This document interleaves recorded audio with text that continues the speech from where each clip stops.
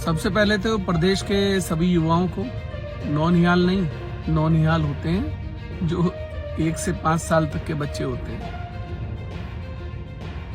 परीक्षा भर्ती में शामिल होने वाला कोई भी बच्चा 16 साल से नीचे का नहीं होता, कम से कम आयु बता रहा हूं। तो ये 20 साल 25 साल वालों को नौनिहाल मत बताओ, पहले तो अपना ज्ञान बढ़ाओ। तो मैं सभी युवाओं को हार्दिक बधाई देना चाहता हूं। आप लोगों का संघर्ष काम आया, आप लोगों ने जो धरना प्रदर्शन किया और जो संघर्ष किया सोशल मीडिया के माध्यम से भी, उसके लिए मैं आप सभी को हार्दिक बधाई और शुभकामनाएं देना चाहता हूं। कुछ लोग कह रहे हैं उमेश कुमार श्रेय लेना चाहते हैं, तो मैं उनको भी बताना चाहता हूं। आज एक पोस्ट देख रहा था मैं किसी की कि उमेश कुमार और नन्हे किसी का, भाई हमें श्रेय लेने का कोई शौक नहीं है और ना हम आपके श्रेय के मोहताज हैं। उमेश कुमार आपका मोहताज नहीं, आपके श्रेय का मोहताज नहीं है। आज भी आपसे ज्यादा, कई गुना ज्यादा संख्या में चाहने वाले लोग हैं, प्यार करने वाले लोग हैं। हम गए थे अपने बच्चों का समर्थन करने के लिए, हम गए थे धरना स्थल पर अपने प्रदेश के बच्चों का समर्थन करने के लिए, और आगे भी जब भी जरूरत पड़ेगी तब समर्थन करने जाएंगे। मैंने विशेष सत्र आहूत करने के लिए पत्र लिखा, सीबीआई जांच के लिए लिखा, वो मेरा बच्चों के प्रति कर्तव्य था, कोई एहसान नहीं हमारा किसी के ऊपर। गलतफहमी मत पालना। जितने नेता श्रेय लेते फिर रहे ना, होर्डिंग लगवा रहे हो और सब ड्रामे कर रहे हो, ये बंद कर दो। ये खालिस बच्चों की मेहनत है, इसमें हमारा किसी का कोई योगदान नहीं है। हमने सिर्फ वो किया जो हमें करना चाहिए था, जो हमारी जिम्मेदारी है बच्चों के प्रति। दूसरी बात, त्रिवेंद्र सिंह रावत जी, आप से एक सवाल पूछा गया कि आपके खिलाफ जब सीबीआई जांच हुई थी तो आप सुप्रीम कोर्ट क्यों भागे थे रुकवाने के लिए? तो आप उसमें मैं, हैं, क्या, किसने, ऐसे कौन सा, उन्हें जानकारी नहीं है, भूल गए क्या? 27 अक्टूबर 2020 को आपके खिलाफ माननीय उच्च न्यायालय ने मेरी याचिका पर, जिसमें आपके ऊपर भ्रष्टाचार के आरोप थे, सीबीआई जांच दी थी। याद कर लीजिएगा। और आप सुप्रीम कोर्ट भाग गए थे।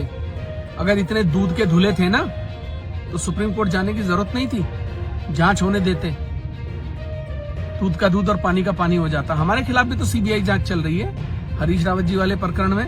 हम तो सुप्रीम कोर्ट हाई कोर्ट नहीं भागे आज तक। सच्चे हैं, अड़ के लड़ रहे हैं, खड़े हैं। जो निर्णय होगा वो सबको मंजूर होगा।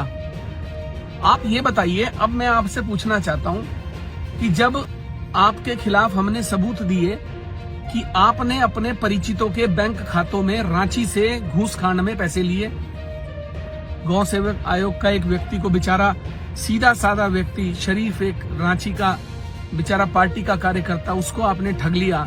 नोटबंदी में उससे आपने पैसे ले लिए बैंक के खातों में, उसने आरोप लगाया। उसके आरोप पर आपके खिलाफ हमने वो सारे सबूत दिखाए, सीबीआई जांच हुई। आप क्यों भागे हाई कोर्ट से सुप्रीम कोर्ट अपनी जांच रुकवाने के लिए? क्यों रुकवाई वहां से? अरे लड़ते ना। दूसरी बात, NH-74 वाले मामले में आप ने सीबीआई जांच रोकने के लिए क्यों पहल की? सूर्यधार लेक में, जिसमें आपका साथी, आपका पार्टनर संजय गुप्ता कह रहा था कि हमने यहां पर मुख्यमंत्री को लेक की घोषणा करने से इसलिए रोक दिया क्योंकि जैसे ही मुख्यमंत्री लेक की घोषणा करेंगे जमीनों की कीमत आसमान छू जाएगी। आप नहीं थे, आपका दोस्त नहीं था संजय गुप्ता। और सुनिए, मेरे पास सारे सबूत दस्तावेज आज भी संभाल के रखे। ये नहीं है, ये उत्तराखंड में बहुत सारे नेता ऐसे हैं जिनकी कुंडलियां मैंने संभाल के रखी हुई है। ईश्वर ने कभी देवभूमि ने मौका दिया तो आप देखना, मैं बताऊंगा भ्रष्टाचार के खिलाफ लड़ाई किसको कहते हैं। संजय गुप्ता की पत्नी और आपकी पत्नी के नाम पर चामासारी में ज्वाइंट लैंड है या नहीं है शस्त्रधारा में, जहां आप 5 स्टार होटल बनाना चाहते थे? है या नहीं है? कह दो नहीं है। नहीं है तो रजिस्ट्री की कॉपी आपके मुंह पे मारूंगा, ध्यान रखना। कह के दिखाओ एक बार नहीं है। उसके अलावा आप मुझे ये बताइए कि आपका भाई भांग की खेती में शामिल था या नहीं था? आपका भाई, आप, और ये भी बताइए क्या जो आपके भाई और भतीजे का स्टिंग ऑपरेशन हुआ था, जिसमें वो रोज 100 ट्रक खनन के निकालने की बात कर रहा था, वो झूठा था? बोलिए झूठा था। वो भी स्टिंग ऑपरेशन निकाल के आपके मुंह पे मारूंगा। वो भी मेरे पास पड़ा है, मैंने चलाया हुआ है। क्या आपके भाई ने नहीं कहा था कि हम छोटी मोटी डील नहीं है, मैं जेसीबी भिजवा रहा हूं, हम छोटे मोटे पट्टों से ऐसे ही काम नहीं करते, मशीनों से करते हैं? क्या नहीं कहा था? आप में हिम्मत है ना, आप बहुत सीबीआई जांच के पैरवी की बात कर रहे हो ना कि मैंने करी। आपके खिलाफ मैं इन सब मामलों में सीबीआई जांच मांगता हूं। और आप दूध के धुले हो ना, तो मुख्यमंत्री को पत्र लिखो कि उमेश कुमार के खिलाफ मुकदमा दर्ज करें और सीबीआई जांच कराए। चलो मैं देखता हूं आप में और सरकार में कितना दम है, आइए। अरे भ्रष्टाचार की जड़ों में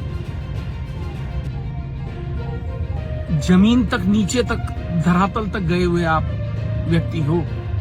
इस प्रदेश में जब आप मुख्यमंत्री बने, बनते ही आपने खनन बंद कर दिया और आपने कहा कि एक जांच कमेटी बनाई, 3 लोगों की कमेटी बनाई और कहा कि ये जांच करके मुझे बताएं कि ये कहां खनन कराया जा सकता, कहां नहीं। उसी में एक विभाग था जिसको आपने उसका सदस्य बनाया था, मृदा भूमि संरक्षण विभाग। उसने 3 दिन बाद चिट्ठी लिख के आपको कह दिया कि हमारे बस की जांच करना नहीं है, हम इसके एक्सपर्टीज नहीं है। 8 महीने 9 महीने आप वो चिट्ठी दबा के बैठे रहे और आपने अवैध खनन इस प्रदेश में जमीन आसमान एक कर दिया। और 9 महीने बाद आप कहते हो कि साहब फलाने विभाग को हमने सदस्य बनाया था, वो जांच नहीं कर पा रहे हैं, उन्होंने असमर्थता जताई है, इसलिए हम वो कमेटी भंग करते हैं। अरे हद हो गई यार, हद हो गई भाई। और इतने बच्चों के समर्थक थे ना, धरने में जाते, बच्चों का समर्थन करते। मैं भी गया था धरने में बच्चों का समर्थन करने, आप भी जाते।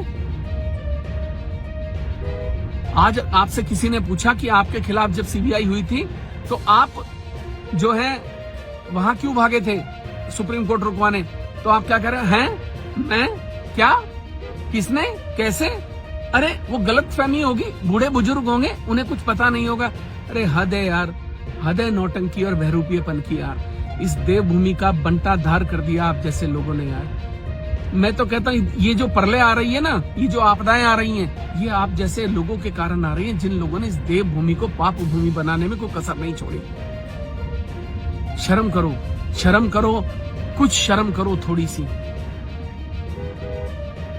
सबसे बड़ी बात तो मैं हैरान ये होता हूं कि एक आदमी अपनी सरकार के खिलाफ षड्यंत्र करता है, कभी दिल्ली बैठ के, कभी देहरादून बैठकर, कभी कहीं, कभी लोकसभा में। जब आप सरकार चला रहे थे और आपके खिलाफ कोई बोलता था तो आप उसे षड्यंत्रकारी कहते थे, और आज जो आप यहां से लेके दिल्ली तक षड्यंत्र करते हैं उनको क्या कहोगे? कच्चा चिट्ठा मेरे पास सबका है, उमेश कुमार नाम है मेरा, ध्यान रखना। मैं सरकारों से लड़ने और भिड़ने से डरता नहीं हूं। सैकड़ों मुकदमे मुझ पर दर्ज हुए, देशद्रोह, राजद्रोह, ईडी, सीबीआई, इनकम टैक्स। कौन सी ऐसी धारा है जिसका मुकदमा मुझ पर दर्ज नहीं हुआ? हम सच्चे हैं, हम लड़ने वाले लोग हैं, ध्यान रखना। संघर्ष करके यहां तक आए हैं, किसी के दबाने से और दबने से डरने वाले लोग नहीं हैं। इस राज्य के लिए संघर्ष किया, पिछले 25 सालों में सैकड़ों मुकदमे झेले और आगे भी संघर्ष करेंगे, डरेंगे नहीं किसी से। हमारे भ्रष्टाचार का मामला आज तक आप क्यों नहीं निकाल पाए कोई 25 साल में? अरे मुझे ब्लैकमेलर, स्टिंगबाज और दलाल कहने वाले मुझे ये बताएंगे क्या आज तक 25 सालों में एक आरोप सिद्ध कर पाए उमेश कुमार के खिलाफ? अरे स्टिंग करके ब्लैकमेल कर दिया। अरे स्टिंग हुए क्यों इनके? ये ऐसा कौन सा भ्रष्टाचार कर रहे थे जिसके कारण इनके स्टिंग हुए और फिर ये ब्लैकमेल हुए? हमें ब्लैकमेलर कहते हो? कभी इनसे पूछा कि इनके स्टिंग ऑपरेशन हुए, ये कौन से धंधे काले कर रहे थे? हमारे खिलाफ तो पूरी सरकार ताकत लगाकर त्रिवेंद्र सिंह रावत ने मुझे जेल भेजा था, मेरे ऊपर आरोप लगाया था सरकार गिराने का और ब्लैकमेलिंग का। क्या हुआ? साबित क्यों नहीं कर पाए? अरे तुम्हारी सरकार थी, शर्म करनी चाहिए थी। खुद मुख्यमंत्री रहते हुए भी पूरी ब्यूरोक्रेसी, पूरी ताकत और दल्ले कई सारे आपने पुलिस वाले मेरे खिलाफ लगाए थे।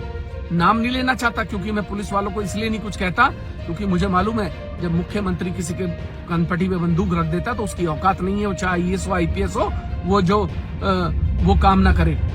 क्या कर लिया था मेरे खिलाफ राजद्रोह दर्ज करके देहरादून में? त्रिवेंद्र जी, सीमाओं में रहना चाहिए। 200 चूहे खा के बिल्ली हज को चली वाली कहावत आप पे बहुत, और ये मतलब आंदोलन बच्चों का, जीत बच्चों की, संघर्ष बच्चों का, बेगानी शादी में अब्दुल्ला दीवानी वाली कहावत आप पे फिट बैठ रही है। जबरदस्ती होर्डिंग लगवा रहे हो, फोटो खिंचवा रहे हो, ढोल बजवा रहे हो, कुछ शर्म लिहाज है या नहीं है? या बेच के खा गए सारी? या वो जो पौड़ी से या कहां से वो काला आता है उसका असर है? कमाल के आदमी हो यार। मतलब कुछ तो इंसान को धक्के खा के, चोट खा के शर्म लिहाज आती है। 4 साल में मुख्यमंत्री के पद से हटा दिए गए भ्रष्टाचारों के आरोप लगने के बाद, तब भी अकल नहीं आई है? कमाल है यार, कैसे मतलब कोई।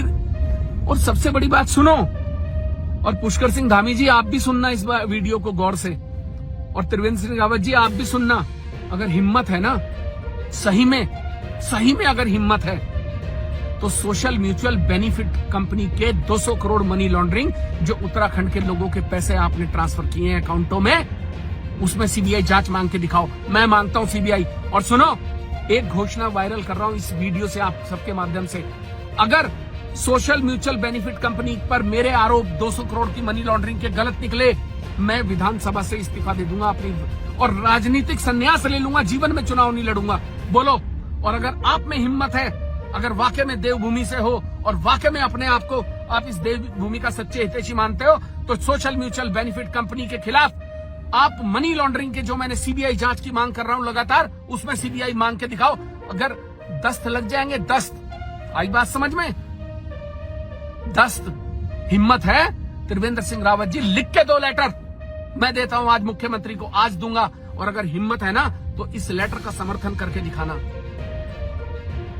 बड़े आए सीबीआई जांच करवाने वाले, 3 में ना 13 में, घर में निदाने, और जो है अरे जीत गया मोदी जी की वजह से, उनके टिकट पे जीत गए। निर्दलीय लड़ते पता लगता 5000 वोट मिलने वाले नहीं है। लोग विधानसभा लड़ लेना अगला 2027 में, औकात पता चल जाएगी। हद है भाई किसी बात की यार।